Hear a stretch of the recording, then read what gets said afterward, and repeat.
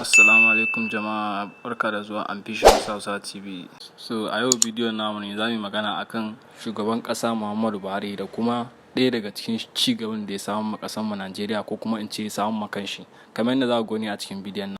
In ba mu manta ba, inda ya mana alƙawarin tsaro da kuma samun matasa aikin yi da sauransu da kowa ya sani. So dalla ku manta ku danna mana like sannan subscribe domin samun sababbin bidiyo na da na saki, saboda zan dinga kawo muku bidiyo a koda yaushe a wannan channel namu mai albarka. A wurina Buhari bai nasara ko daya ba. Nasaran da yayi shine ya samo wa ƴaƴansa mata ƴaƴansa mata multibillionaire suka haifu suka auri multibillionaire boys, sannan ya samo wa ɗanshi a multibillionaire princess ya aurar. Kaga wannan ya yi wa kanshi ne. So aure da yayansa shine nasara. Wallahi ni ka aure da banga nasaran Buhari fiye da wannan for himself, amma a ƙasa kam ya kawo wa ƙasa albala'u.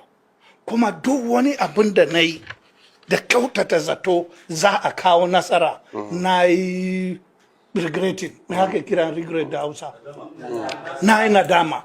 Kuma ina roƙon jama'a su yi mini afuwan saboda ban yi shi da mummunan zato ba.